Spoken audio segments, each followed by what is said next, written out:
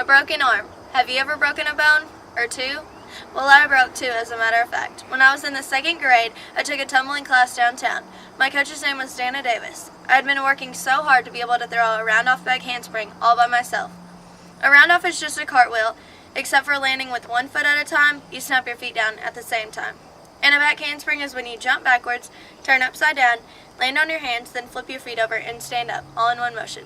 When you put these two together, you get a round-off back handspring. Well, one evening in early April, Dad took me to practice so that Mom could stay home with my little sister. About halfway through the class, Miss Dana told me that she thought I was ready to do my round-off back handspring all by myself.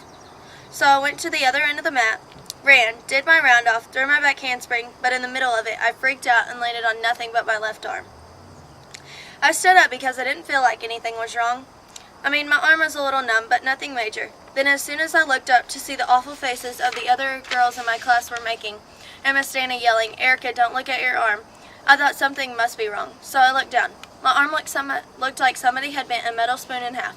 There was nothing from my wrist to my elbow. It had all fallen. So Miss Dana ran into the viewing room yelling, "Chad, your daughter has broken her arm. Please go get your truck and we'll put ice on it." He was very weak because he doesn't deal well with broken bones. Miss Dana quickly put some ice in a Walmart sack and told me to hold it on my arm till the nurses took it off at the hospital. Miss Dana and a mom from the viewing room carried me to the truck. It seemed like a very quick ride to the hospital. On the way there, Dad called my mom and told her to meet us at the emergency room because I had had an accident. As soon as I got to the emergency room, the nurses took me back to a room. By this time, it was getting a little late, and me being the 8-year-old girl that I was getting pretty tired. Finally, my mom came into the room to sit with me while the doctor was seeing another patient. While I was waiting, the nurse gave me medicine to help the pain, but it also helped me go to sleep. I had a blue cast from my bicep all the way around my hand. This cast was difficult because I wasn't able to straighten out my arm. I wore this cast for 6 weeks. It was very difficult to tumble with one arm, but I learned how to do all kinds of one-arm flips. After 6 weeks, I got my new cast put on. It went from my elbow to around my hand.